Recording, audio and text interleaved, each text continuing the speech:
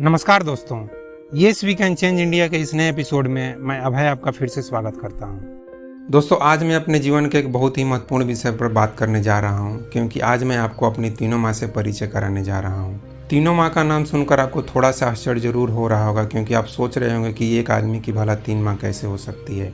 लेकिन दोस्तों, जब आगे आप उनका परिचय सुनेंगे तो आपका यह आश्चर्य सुखद आश्चर्य में बदल जाएगा। तो दोस्तों, सबसे पहले मैं अपनी तीसरी माँ से आपका परिचय कराता हूँ। मेरी तीसरी माँ है मेरी इंडियन नेवी की सर्विस। जी हाँ दोस्तों, आपने ठीक सुना, मेरी इंडियन नेवी की नौकरी। दोस्तों, आज से करीब 20 साल पहले जब मैं बेरोजगार था, उस समय मेरे लिए एक नौकरी उतनी ही महत्वपूर्ण थी जितनी किसी मृत्यु शैया पर पड़े हुए एक आदमी को बचाने के लिए एक संजीवनी बूटी की जरूरत पड़ती है। जैसे कि लक्ष्मण जी को बचाने के लिए संजीवनी बूटी की जरूरत पड़ गई थी। गरीबी और बेरोजगारी रूपी यमराज मुझे निगलने के लिए मेरे सामने मुंह बाए खड़े थे और मैं कैसे भी इनसे बचकर निकलना चाहता था। तो वैसी मेरी बुरी हालत में मेरी इंडियन नेवी की यह नौकरी मेरे लिए संजीवनी बूटी का काम कर गई और मेरी जान बचा ली। और दोस्तों, यही कारण है कि जिस दिन मुझे यह नौकरी मिली वह दिन मेरे लिए मेरे लाइफ का सबसे खुशी का दिन बन गया। Just like enlightenment day of Gautam Buddha. शायद गौतम बुद्ध को भी कुछ ऐसी ही खुशी और आनंद का अनुभव हुआ होगा जिस दिन उन्हें बिहार के गया में एक पीपल के पेड़ के नीचे ज्ञान की प्राप्ति हुई होगी। लेकिन दोस्तों, बात यह है कि गौतम बुद्ध एक राजा के बेटे थे, इसलिए उन्हें ज्ञान की ज़रूरत थी, और मैं एक गरीब और बेरोजगार का बेटा था, इसलिए मुझे एक नौकरी की ज़रूरत थी। समय समय की बात है दोस्तों, समय और परिस्थिति के अनुसार आदमी की ज़रूरत भी बदल जाती है। और मैं यह समझता हूँ कि करोड़ों गरीब और बेरोजगार दोस्तों की हालत भी मेरी ही जैसी है। उन्हें ज्ञान से ज़्यादा इज्जत और शांति से 2 रोटी की ज़रूरत है, जिसके लिए उन्हें एक नौकरी की ज़रूरत है। और बहुत सारे गरीब दोस्तों 2 वक्त की रोटी के जुगाड़ में ज्ञान की तरफ बिल्कुल ध्यान भी नहीं देते, जो कि एक दुख और अफसोस की बात है।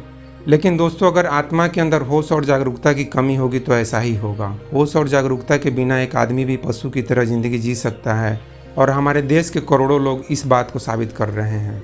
इसलिए भले ही यह दुख और अफसोस की बात हो सकती है, लेकिन आश्चर्य की बात नहीं। और होश और जागरूकता के बारे में मैं ऑलरेडी दूसरे वीडियो में बहुत सारी बातें कर चुका हूँ, इसलिए यहाँ उसी बात को रिपीट करना उचित नहीं होगा। तो दोस्तों, आगे बढ़ता हूँ। वैसे तो हम माँ उसे ही समझते हैं जो हमें जन्म देती है, लेकिन दोस्तों, आप भी जानते हैं कि इस धरती पर एक बच्चे को सिर्फ जन्म दे देना ही उस बच्चे के विकास के लिए काफ़ी नहीं है, बल्कि उसके विकास के लिए भोजन, कपड़ा, मकान, स्वास्थ्य और शिक्षा का इंतजाम करना भी बेहद ज़रूरी है। और इसलिए मैं अपनी इस नौकरी को एक माँ का दर्जा देता हूँ, जिसने मुझे वो सब कुछ दिया जिसके मुझे लाइफ में ज़रूरत थी। और दोस्तों, मैं तो यहाँ तक कहता हूँ कि मैं अपने लाइफ में जो कुछ भी कर पाया अपने लिए या अपने समाज और देश और दुनिया के लिए, वो सब कुछ करने की हिम्मत, ताकत और हौसला मुझे इस नौकरी ने दिया। और जो चीज़ मुझे भला इतना सब कुछ दिया, उसे मैं एक माँ का दर्जा न दूँ तो क्या दूँ। तो दोस्तों, इस तरह से मेरे लिए भारत सरकार मेरी तीसरी माँ है और मैं इसका बेटा हूँ। तो समझ लीजिए कि मेरे और भारत सरकार के पीछे माँ और बेटे का रिलेशन है, ना कि मालिक और नौकर का। आगे दोस्तों, आपकी तरह मेरी भी एक बायोलॉजिकल मदर, अर्थात मुझे इस जन्म में पैदा करने वाली एक माँ है, जिसे मैं अपनी दूसरी माँ का दर्जा देता हूँ। और दोस्तों, मेरी यह माँ भी मेरी ही जैसी एक आम इंसान है, और एक आम इंसान के परिचय में कुछ खास सुनने लायक होता नहीं है, इसलिए मैं अपनी इस दूसरी माँ का परिचय बताकर आपको फालतू में बोर नहीं करूँगा। बस थोड़े से शब्दों में यह समझ लीजिए कि जैसी आपकी एक माँ है वैसी मेरी भी एक माँ है। तो दोस्तों, अब आती है मेरी पहली माँ की बात। हाँ, मेरी पहली माँ बहुत ही खास है। सच कहूँ तो यह बेमिसाल है, क्योंकि मेरी पहली माँ है यह अस्तित्व या एग्जिस्टेंस या ब्रह्मांड या गॉड या सुप्रीम पावर या जो भी नाम आप इसे दे दें।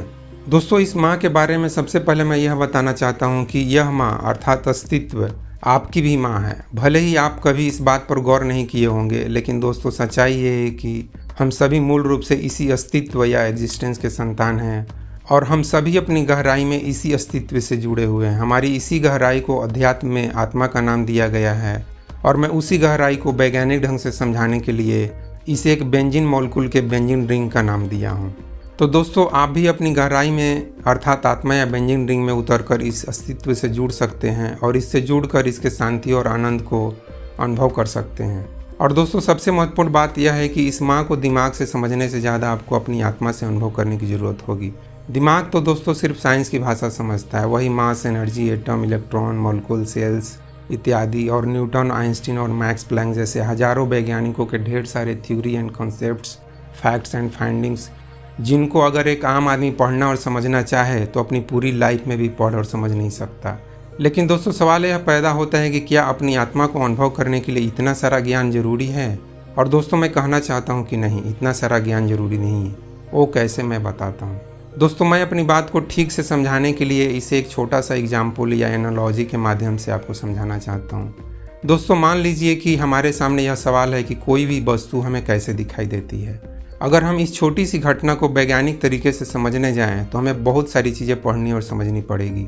इसके लिए हमें छठी सातवीं क्लास से ही फिजिक्स, केमिस्ट्री, बायोलॉजी और एडवांस लेवल पर अर्थात ग्रेजुएशन और पोस्ट ग्रेजुएशन लेवल पर साइकोलॉजी और मेडिकल साइंस के कॉन्सेप्ट्स और फैक्ट्स एंड फाइंडिंग्स को पढ़ना पड़ेगा। जैसे कि कैसे किसी ऑब्जेक्ट से टकराकर लाइट रे हमारी आंखों पर गिरती है और फिर कैसे यह लाइट रे हमारी आंखों के लेंस के अंदर प्रवेश करके एक उल्टी इमेज बनाती है और फिर यह उल्टी इमेज हमारे नर्वस सिस्टम के द्वारा कैसे हमारे दिमाग में पहुंचती है और फिर कैसे हमारा दिमाग इस उल्टी इमेज को सीधा करके हमें दिखाता है। दोस्तों यह सब बहुत ही कॉम्प्लिकेटेड प्रोसेस है जिसे मॉडर्न साइंस भी अभी तक पूरी तरह से ठीक से समझ नहीं पाया है। और यह सभी प्रोसेस को हमारा दिमाग इसलिए ठीक से समझ पाता है क्योंकि हमारा दिमाग एक सुपर कंप्यूटर का काम करता है। जैसा सुपर कंप्यूटर बनाने की क्षमता अभी भी मॉडर्न साइंस में नहीं है और पता नहीं भविष्य में हो या ना हो। और दोस्तों यही कारण है कि हम यह मान लेते हैं कि एक गॉड या सुप्रीम पावर जैसी कोई चीज़ है जिसने हमारे दिमाग जैसे सुपर कंप्यूटर को बनाया है। अब दोस्तों सोचने वाली बात यह है कि ये कुत्ता या बिल्ली जो कि कुछ भी पढ़ा लिखा नहीं होता है, क्या उसे कोई वस्तु ठीक से दिखाई नहीं देती है या हमें कोई वस्तु जितनी ठीक से दिखाई देती है हमसे भी कहीं कई गुना ज़्यादा अच्छा कुत्तों को दिखाई देती है। और कुत्तों को तो कभी चश्मे की भी ज़रूरत नहीं पड़ती। दोस्तों इसका मतलब क्या मैं यह कहना चाहता हूँ कि पढ़ाई की कोई ज़रूरत नहीं है? ज़रूरत है, बहुत ही ज़्यादा ज़रूरत है और ख़ासकर हमारे देश के लोगों के लिए तो बहुत ही ज़्यादा ज़रूरत है। लेकिन दोस्तों मैं यह कहना चाहता हूँ कि हर एक चीज़ को अगर सिर्फ हम दिमाग से समझने जाएं, सिर्फ समझते ही जाएं तो यह भी ठीक नहीं है। जो चीज़ अनुभव करने की चीज़ है उसको हमें अनुभव करना है, उसको सिर्फ समझने से काम नहीं चलेगा। हमारी आत्मा भी ऐसी ही एक चीज़ है जिसे जानने समझने की नहीं बल्कि अनुभव करने की ज़रूरत है। क्योंकि जब तक हम अपनी आत्मा को अनुभव नहीं करेंगे, इस अनुभव से हमारे अंदर जो परिवर्तन आना चाहिए, जो चेंज आना चाहिए, वो परिवर्तन नहीं आ सकता है। श्री कृष्ण और गौतम बुद्ध से लेकर आज के रजनीश और कृष्णमूर्ति जी और साथ ही मेरा बेंजीन रिंग का कॉन्सेप्ट, आपको सबकी बातें समझ में आ जाएंगी, लेकिन फिर भी आप अपनी आत्मा या बेंजीन रिंग को अनुभव नहीं कर पाएंगे। लेकिन परम आदरणीय कबीर दास जी जैसा एक अनपढ़ इंसान बिना कुछ पढ़े और समझे ही अपनी आत्मा को अनुभव कर लेगा, जैसे कि एक अनपढ़ कुत्ता बिना कोई कॉन्सेप्ट जाने ही चीज़ों को बेहतर ढंग से देख लेता है। तो संक्षेप में समझ लीजिए दोस्तों कि पूरी दुनिया के सभी धर्मों का और दर्शन और अध्यात्म किताबों का पूरा मामला कुछ ऐसा ही है। और इसलिए कबीरदास जी कहते हैं कि पोथी पढ़ी पढ़ी जग मुआ, पंडित भया न कोय। इस बात से वह यही कहना चाहते हैं कि सिर्फ पढ़ने से काम नहीं चलेगा, बल्कि अनुभव करने की चीज़ को अनुभव करने से काम चलेगा। इसलिए दोस्तों आप किसी गुरु, गॉड और मोटिवेशनल स्पीकर के चक्कर में ज़्यादा मत पड़िए, बल्कि मेरे ही जैसा आप कबीरदास जी जैसे इंसान को अपने लिए एक आइडियल या आदर्श बना लीजिए। और फिर सोचिए कि जब एक अनपढ़ इंसान या मेरे जैसा एक मामूली पढ़ा लिखा इंसान इन सभी चीज़ों को समझ सकता है और साथ ही अनुभव कर सकता है और दूसरे लोगों को बता भी सकता है, तो फिर मेरे जैसा आदमी क्यों इसे नहीं समझ सकता और क्यों नहीं इसे अनुभव कर सकता? यह सवाल आप अपने आप से हमेशा पूछते रहिए। देखना आपके अंदर से एक दिन आवाज़ आएगी, हाँ तुम भी कर सकते हो, बस इसे करके देखने और अनुभव करने की ज़रूरत है। और दोस्तों इस गहराई में उतरने की प्रक्रिया को अध्यात्म में ध्यान या मेडिटेशन कहा जाता है। लेकिन दोस्तों यह ध्यान और मेडिटेशन की बातें कम और बकवास ज़्यादा है। क्योंकि दोस्तों मेडिटेशन में कुछ करना नहीं है, बस चुपचाप आराम से रिलैक्स होकर बैठना या लेटना है। बाकी जो कुछ भी करना है वो आपकी आत्मा या बेंजीन रिंग करेगी, आपका दिमाग इसमें ज़्यादा कुछ नहीं कर पाएगा। तो आप अपने दिमाग में बस इस बात को स्ट्रांगली बैठा लीजिए कि मुझे अपने अंदर की शांति को अनुभव करना है। बस आपके दिमाग के माध्यम से आपकी आत्मा इस डायरेक्शन में काम करना शुरू कर देगी। सबसे ज़्यादा ज़रूरी है अपने दिमाग में इस बात को स्ट्रांगली बैठाना। लेकिन हाँ दोस्तों, आपके साथ गरीबी और बेरोजगारी का प्रॉब्लम नहीं होना चाहिए। जब हम भूखे और नंगे हों तो फिर शांति कैसी? नहीं चाहिए हमें ऐसी शांति। मुझे तो खासकर बिल्कुल नहीं चाहिए ऐसी शांति। दोस्तों अगर किसी गरीब को गौतम बुद्ध के जैसा भिखारी बनने का शौक़ है तो उससे मैं कहना चाहता हूँ कि पहले गरीब से अमीर बनो, फिर भले ही मूड में आए तो फिर अमीर से गरीब या भिखमंगा बन जाना। लेकिन पहले गरीब से अमीर बनकर दिखाओ, पहले अपनी हिम्मत और काबिलियत दिखाओ। पहले गौतम बुद्ध की तरह 35-40 साल ऐशो आराम की ज़िंदगी और मज़ा लेकर दिखाओ। दोस्तों, मैं तो जब गरीब और बेरोजगार था उस समय मुझे दर्शन और अध्यात्म की किताबें फेंकने की इच्छा होती थी और कभी कभी मैं पढ़ते हुए गुस्से में फेंक भी दिया करता था। यहाँ तक कि मैं रजनीश और कृष्णमूर्ति जैसे बड़ी हैसियत वाले लोगों की किताबें भी फेंक दिया करता था। किताब फेंक कर मैं बोलता था कि मैं अभी ठीक से खाया पिया भी नहीं, ऐश मौज की ज़िंदगी भी नहीं जिया और ये लोग इच्छा रहित या डिजायरलेस होने की बकवास बातें कर रहे हैं। नहीं, मुझे सुननी है तुम लोगों की बकवास बातें। और दोस्तों, यह बात मैं सभी गरीब और बेरोजगार नौजवान दोस्तों से भी कहना चाहता हूँ कि हम सबकी पहली माँ अर्थात अस्तित्व या असली भगवान भी यही चाहता है कि हम सबका पेट शांति और इज्जत से भरे, हमारी गरीबी दूर हो। लेकिन दोस्तों, इसके लिए हमें थोड़ी समझदारी से काम लेना पड़ेगा और हमें इसके लिए पॉपुलेशन को कंट्रोल करना पड़ेगा, जिसके बारे में मैं ऑलरेडी बहुत सारी बातें दूसरे वीडियो में बता चुका हूँ, तो फिर उसे रिपीट करना उचित नहीं होगा।